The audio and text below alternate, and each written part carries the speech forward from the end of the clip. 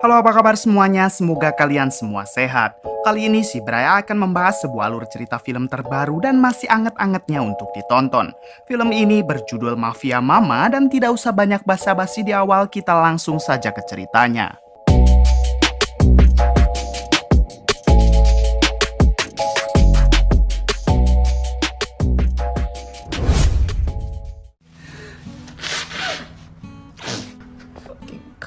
Di awal film, kita akan diperkenalkan dengan seorang ibu-ibu komplek yang sangat lugu bernama Christine. Saat itu, Christine dan suaminya harus merelakan anaknya pergi untuk berkuliah di luar kota. Call me when you get there. It's too sad. Kemudian, Christine berangkat bekerja di sebuah perusahaan. Namun diketahui, Christine ini selalu dianggap remeh oleh bosnya, bahkan ide-ide dari Christine jarang sekali dipakai. Christine yang sakit hati diperlakukan seperti itu, akhirnya ia memutuskan untuk pulang ke rumah lebih awal. Ketika ia sedang masuk ke dalam rumah, Christine kembali dibuat sakit hati setelah melihat suaminya yang pengangguran sedang berselingkuh dengan tetangganya. Christine yang lugu, ia pun hanya bisa pasrah dan tetap menerima keadaan ini walaupun hatinya sudah benar-benar hancur. Hey, I left my phone.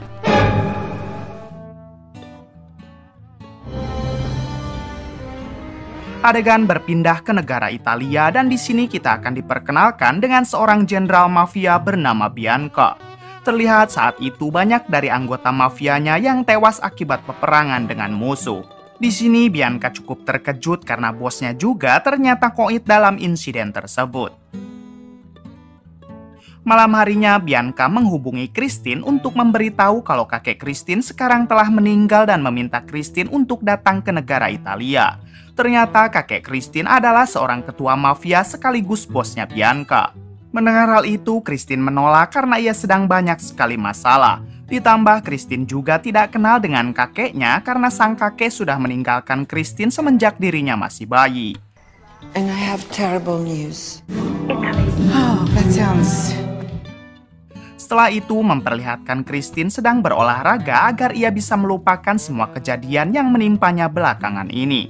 Namun nampaknya Christine terus saja dihubungi oleh Bianca agar Christine mau datang menghadiri pemakaman kakeknya. Di sini Christine juga sempat curhat kepada sahabat Christine yang merupakan seorang pengacara kalau dirinya terus saja diminta untuk pergi ke Italia. Mendengar hal tersebut, sahabat Christine menyarankan agar Christine pergi saja ke sana supaya Christine bisa melupakan kejadian yang menimpanya sekarang. Pada akhirnya, Christine pun memutuskan terbang ke Italia. Oh my God, maybe I should go. Did you see what I did there? Sesampainya di bandara Italia, Christine tak sengaja ditabrak oleh ibu-ibu gendut, namun untungnya Christine langsung diselamatkan oleh seorang pria tampan. Diketahui pria tampan ini bernama Lorenzo, sementara yang tadi menabrak Christine adalah bibinya Lorenzo. Di sini Christine tampak terbuai dengan ketampanan Lorenzo sehingga mereka berdua saling tukar-menukar nomor telepon. Tak lama setelah itu, Christine dihampiri oleh dua anggota mafia yang dikirim Bianca untuk menjemput. Kemudian mereka membawa Christine langsung ke acara pemakaman kakeknya di sebuah gereja. Di sini Christine akhirnya bertemu dengan Bianca. Bianca mengatakan kalau orang yang ada di sampingnya bernama Fabri yang merupakan saudara jauh Christine. Preghiamo. Setelah membacakan doa untuk sang kakek, kemudian mereka pun membawa jenazah sang kakek ke kuburan. Namun di tengah perjalanan, tiba-tiba musuh menyerang mereka dan terjadilah baku tembak.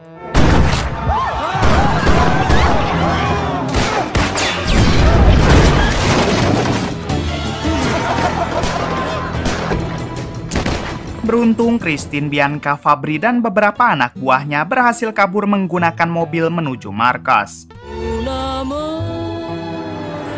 Setibanya di markas, Bianca mencoba memutar sebuah kaset wasiat yang sengaja direkam oleh sang kakek untuk ditunjukkan kepada Christine setelah ia meninggal. Ketika kaset itu diputar, ternyata wasiat dari sang kakek adalah mewariskan tahta kekuasaan mafianya kepada Christine. Sang kakek juga menjelaskan perihal ia tidak pernah menemui Christine, yaitu karena si kakek takut kalau musuh akan mengincar keselamatan Christine. If you are watching this, Mendengar wasiat tersebut, Fabri yang merupakan saudara jauh Christine tampak marah dan kecewa karena Fabri menyangka kalau sang kakek akan memberikan tahta itu kepada dirinya. Sementara Christine sangat kaget dengan wasiat tersebut dan ia tidak mau menjadi bos mafia menggantikan posisi sang kakek. Di sini Bianca mencoba menenangkan Fabri dan Christine. Ia meminta mereka berdua untuk tenang dan harus menerima keputusan sang kakek. Elizabeth Gilbert.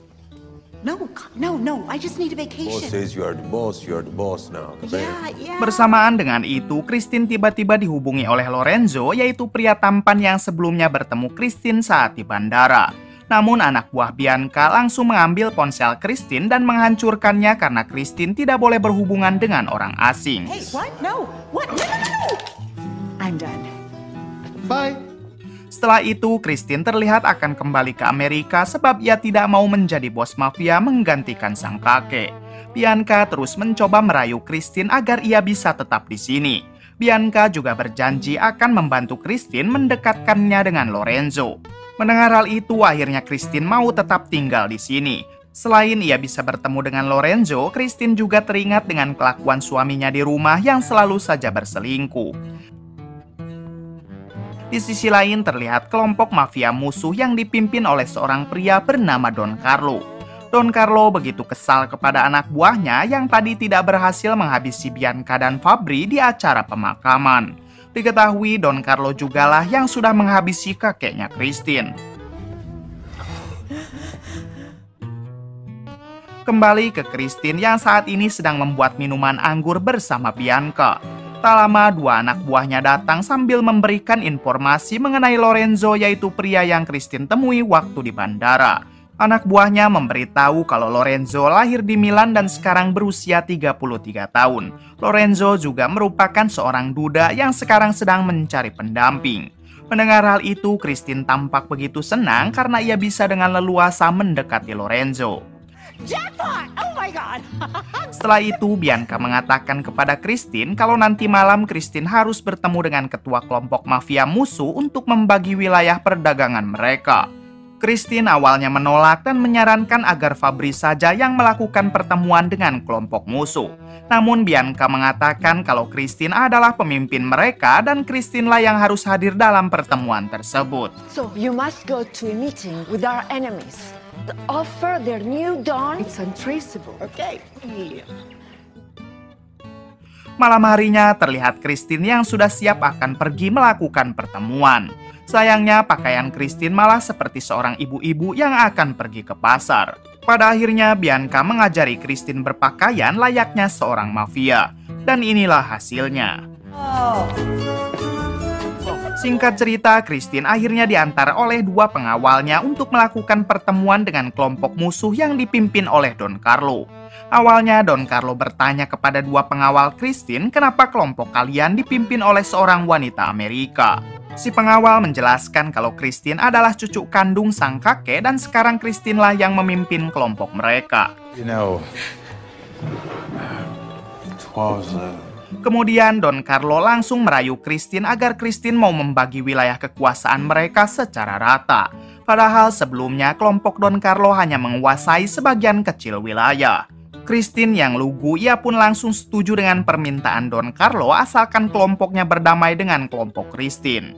Mendengar hal itu, Don Carlo begitu sangat senang sampai ia mengajak Christine untuk beruhahe dengannya. upstairs. Kemudian Christine dan Don Carlo menyuruh para pengawalnya untuk keluar sebentar. Setelah para pengawalnya keluar, Christine izin terlebih dulu ke WC karena dari tadi ia kebelet pipis. Di saat itulah ternyata Don Carlo berniat meracuni Christine karena pada dasarnya Don Carlo sangat ingin menguasai seluruh wilayah Italia. Tak lama Christine kembali datang dan Don Carlo langsung memberikan minuman beracun itu kepada Christine. Namun di waktu yang sama Don Carlo mendapat sebuah pesan dari pengawalnya sehingga Don Carlo harus membalas dulu pesan tersebut. Kemudian Don Carlo kembali lalu ia dan Christine meminum minuman yang sama, tapi kita tahu di dalam minuman Christine sudah diberi racun. Donna Bella. Ketika mereka akan melakukan grecek marmut, Don Carlo mengatakan kalau Christine sebentar lagi akan koit karena minumannya sudah diberi racun. Mendengar hal itu, Christine begitu kaget dan tidak menyangka kalau Don Carlo berniat menghabisinya. Namun beberapa saat berselang ternyata yang akan koit malah Don Carlo. Ternyata sebelumnya Christine sudah menukar minumannya saat Don Carlo tadi membalas pesan. Christine sengaja menukar minuman tersebut karena minuman di gelasnya terlalu penuh sementara ia tidak suka yang manis-manis. Di balik itu, pengawal yang mendengar Christine berteriak langsung saling todong-menodong dengan pengawalnya Don Carlo. Tak lama masuklah dua pengawal Christine yang artinya para pengawal Don Carlo sudah berhasil mereka habisi. Setelah kejadian itu, Bianca tampak senang dan tidak menyangka kalau orang lugu seperti Christine ternyata mampu menghabisi ketua mafia musuh. Sementara itu, Christine sendiri tampak syok karena baru kali ini ia menghabisi seseorang. Keesokan harinya, terlihat kelompok mafia musuh baru mengetahui kalau bos mereka sekarang sudah koit di tangan Christine. Sekarang kelompok itu akan dipimpin oleh adiknya Don Carlo yang bernama Mamon. Di sini Mamon yang tidak terima atas tewasnya sang kakak, ia pun segera menyuruh anak buah terbaiknya untuk menghabisi Christine. Diketahui anak buah terbaiknya ini sudah pernah menghabisi 50 orang mafia hanya seorang diri. Di balik itu, Fabri menyarankan agar Christine memerintahkan semua anak buah dari kelompoknya membantai kelompok Don Carlo. Karena apabila itu tidak dilakukan, maka kelompok Don Carlo lah yang akan lebih dulu menghabisi mereka. Apalagi Don Carlo mempunyai seorang anak buah yang pernah menghabisi 50 orang mafia. Namun sayangnya Christine menolak mentah-mentah permintaan Fabri. Setelah itu di dalam markas, Christine bertanya apa sebenarnya bisnis yang kelompok mereka jalankan. Bianca menjelaskan kalau bisnis kelompok mafianya adalah membuat anggur. Namun pemasukan terbesar mereka yaitu dari tas dan senjata ilegal, tepung haram, serta perjudian. Mendengar itu semua, Christine tambah pusing karena dari semua bisnis yang mereka jalankan hanya bisnis anggurlah yang legal. Kemudian Christine menagih janji Bianca yang katanya akan mempertemukan dirinya dengan Lorenzo, yaitu pria yang ia temui di bandara. Singkat cerita, Christine menemui Lorenzo yang ternyata ia tinggal berdua bersama bibinya. Lorenzo sedikit kaget karena Christine datang ke rumah bersama dua pengawal. Kemudian terlihat Christine dan Lorenzo minum dan makan bersama sambil bercerita satu sama lain. Tampak mereka berdua yang saling menyukai walaupun Christine jauh lebih tua daripada Lorenzo. Sementara itu, bibi Lorenzo juga terlihat senang dengan kehadiran dua pengawal Christine. Oh, you have a child. Yes, I'll show you. Setelah seharian di rumah Lorenzo, Christine akhirnya kembali pulang ke markas. Di sini satu pengawalnya tiba-tiba mendapat kabar kalau ibunya sedang sakit dan sekarang berada di rumah sakit. Christine yang mendengar hal itu langsung menyuruh pengawalnya agar pulang saja. Ia juga menyuruh pengawal yang satunya untuk ikut ke rumah sakit. Would you mind to put this into the fridge, please? Setelah di dalam, Christine segera membuka laptopnya karena saat ini ia harus mengikuti meeting Zoom. Diketahui sampai sekarang Christine masih belum keluar dari perusahaannya yang ada di Amerika. Saat meeting berlangsung, Christine mencoba memberikan beberapa terobosan untuk perusahaannya. Namun seperti biasa, bosnya yang dari dulu tidak suka dengan Christine, ia pun menolak ide-ide yang diberikan Christine. Kemudian saat bosnya sedang mengobrol dengan yang lain, tiba-tiba ternyata Christine didatangi oleh anak buah terbaik Mamon yang sebelumnya dikirim untuk balas dendam atas kematian Don Carlo. Sebelum menghabisi Christine, anak buah Mamon berniat akan memperkaosnya terlebih dahulu. Namun Christine yang ketakutan, ia pun mencoba melawan menggunakan sepatu hak lancip miliknya.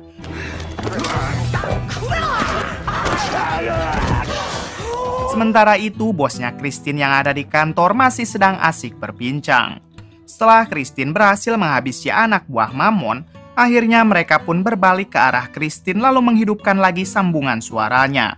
Di sini bosnya yang tidak tahu apa yang tadi terjadi kepada Christine, ia pun malah menghina Christine karena ide-ide Christine jarang sekali terpakai. Christine yang sudah kesal, ia pun akhirnya memutuskan berhenti bekerja. Keesokan harinya, Bianca mengatakan kepada Christine kalau kelompok mafia musuh ingin melakukan pertemuan lagi. Singkat waktu, akhirnya Christine melakukan pertemuan dengan Mamon, yaitu orang yang menggantikan Don Carlo. Di sini, Mamon meminta kepada Christine untuk melakukan perdamaian dan ia juga tidak akan mengusik wilayah kelompok Christine lagi. Mammon sangat tidak menyangka kalau Christine mampu menghabisi satu anak buah andalannya yang begitu brutal. My family is tired of this war. Look. Mammone? Non chiamarmi Mammone. Can I get another scoop? Rispetto. Siang harinya saat Christine sedang bersantai di halaman markas, tiba-tiba ia didatangi oleh Bianca. Di sini Christine mengatakan kalau 1 bulan yang lalu ia adalah orang yang sangat baik. Namun sekarang ia tidak menyangka akan menjadi ketua mafia. Mendengar hal itu, Bianca menceritakan kalau kakek Christine walaupun dia seorang ketua mafia akan tetapi sang kakek selalu baik kepada warga biasa. Bahkan Bianca dulunya hanya orang miskin yang tidak mempunyai 1 kaki. Namun dengan kebaikan kakek Christine, ia pun diangkat menjadi cucunya, bahkan sang kakek membelikan 1 kaki palsu yang canggih untuk Bianca. Setelah Bianca pergi, datanglah Fabri menghampiri Christine. Sekarang Fabri tampak respek kepada Christine karena Christine sudah membuat kelompok mafia musuh takut dan segan kepada kelompoknya. Beberapa hari kemudian, Christine mengumpulkan semua partner yang selama ini bekerja untuk kelompoknya. Di sini, Christine mengatakan kalau mulai sekarang ia akan membuat apotek yang sangat besar dan sebagian keuntungannya akan disumbangkan kepada orang yang tidak mampu. Bukan hanya itu, Christine juga akan melegalkan penjualan senjata yang selama ini mereka kelola. Semenjak saat itu, Christine selalu memberikan obat secara gratis kepada orang yang membutuhkan dari hasil keuntungan perusahaan apoteknya. Diketahui, Christine menjalankan bisnis resminya ini dibantu oleh inspektur polisi yang selama ini bekerja untuk para mafia. Christine juga tidak lupa mengurus kebun anggurnya dengan baik supaya pabrik anggurnya bisa menguasai pasar internasional. Sementara untuk masalah percintaan, terlihat Christine yang sudah semakin dekat dengan Lorenzo. Hingga di suatu hari, Christine tiba-tiba akan diserang oleh seorang pria, namun untungnya 2 pengawalnya langsung menangkap pria tersebut. Ternyata pria itu adalah suaminya Christine. Lorenzo yang baru tahu kalau Christine masih belum bercerai tentu membuat Lorenzo sedikit kesal. Setelah itu, Christine membawa suaminya ke dalam markas. Kemudian Christine bertanya kenapa ia datang menemuinya. Si suami menjawab karena semenjak Christine berhenti bekerja di perusahaan Amerika, rekening keluarga tidak pernah lagi terisi. Sementara kita tahu kalau suami Christine dari dulu memang sudah menganggur. Mendengar hal itu, Christine pun segera menyuruh suaminya pergi dan ia juga akan segera mengurus perceraian mereka secepatnya. Take him to the airport. Suatu hari, Christine curhat kepada Bianca kalau ia ingin berhenti menjadi bos mafia. Christine sebenarnya sangat ingin menjadi orang biasa dan hidup berdua bersama Lorenzo. Walaupun Lorenzo sekarang sedang marah, ia yakin Lorenzo masih sangat mencintainya. So, you're willing to give up all of this? Actually, yes, I can. You said. I just hope this is what you want. Beberapa hari kemudian, kelompok Mammon mengajak Christine untuk melakukan pertemuan. Ketika sudah bertemu, Mammon menjelaskan kalau bisnis kelompoknya merugi semenjak Christine mempunyai usaha baru.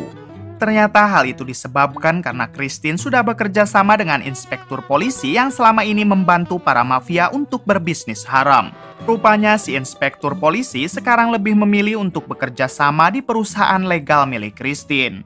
Mendengar hal itu, Christine mengatakan kalau semua hal ini akan diurus oleh Bianca karena beberapa hari ke depan jabatan Christine akan diberikan kepada Bianca. Fabri yang mendengar hal itu tentu sangat marah karena seharusnya Christine memberikan jabatan tersebut kepada dirinya. Bersamaan dengan itu datang para polisi yang ingin menangkap mereka. Ternyata salah satu polisinya adalah Lorenzo. Christine begitu kecewa kepada Lorenzo karena selama ini Lorenzo hanya ingin memata-matai Christine. Diketahui bibi Lorenzo juga merupakan polisi yang sedang menyamar. Kemudian terjadilah baku tembak di antara mereka.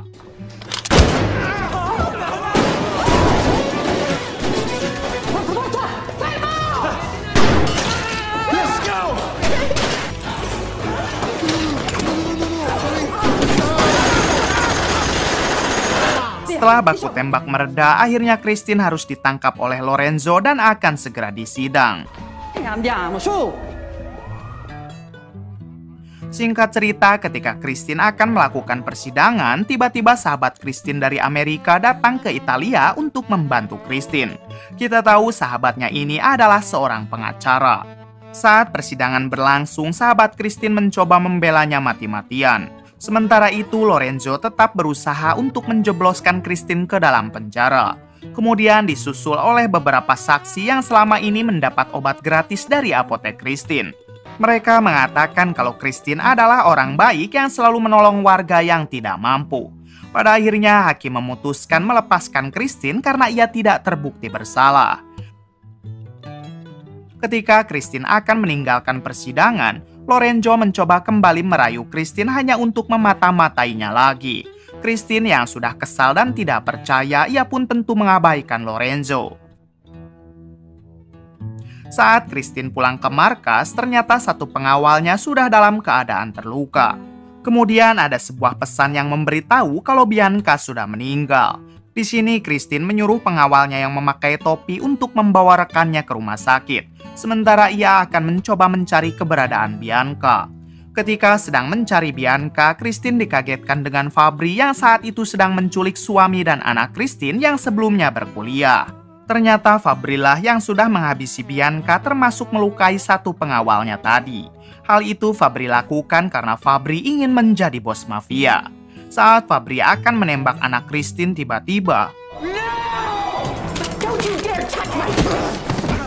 Paul, here, take this. pada akhirnya keadaan menjadi terbalik dan sekarang Fabrilah yang berhasil dipojokkan. Tak lama Bianca juga datang ke sana untuk membantu Christine. Fabri sangat terkejut saat melihat Bianca padahal sebelumnya ia sudah menembak arteri kaki Bianca. Bianca mengatakan kalau yang Fabri tembak adalah kaki palsunya. Ternyata Fabri tidak tahu kalau satu kaki Bianca adalah kaki palsu. Namun ketika mereka lengah, Fabri langsung mengambil senjata yang terjatuh lalu terjadilah baku tembak. Drop it. Di suatu kesempatan, Fabri berhasil memojokkan Christine. Tak lama dari itu, inilah yang dilakukan Christine. Ketika Fabri akan terjatuh ke alat penggilingan anggur, Christine yang tidak tega, ia pun mencoba menyelamatkan kembali Fabri. Di sini, Christine meminta Fabri agar mau mengakui kalau Christine adalah bos mafia. Namun karena Fabri tidak sudi menganggap Christine sebagai bosnya, ia pun mencoba menarik Christine agar jatuh bersama dirinya. Namun inilah yang terjadi. Setelah kejadian itu memperlihatkan Christine dan yang lain sedang berkumpul. Kemudian Christine mengatakan kepada anaknya kalau ia dan ayah tirinya akan bercerai. Mendengar hal itu, si anak tampak biasa saja karena dari dulu si anak memang tidak suka dengan ayah tirinya tersebut. Christine juga sekarang memutuskan untuk tetap menjadi bos mafia. Kemudian terlihat para pejabat yang sekarang sungkem kepada Christine karena mereka begitu sangat segan. Kemudian film pun tamat. Bagaimana menurut kalian? Oke, cukup sekian dari saya. Mohon maaf bila banyak kesalahan. Salam dari Prime Movie.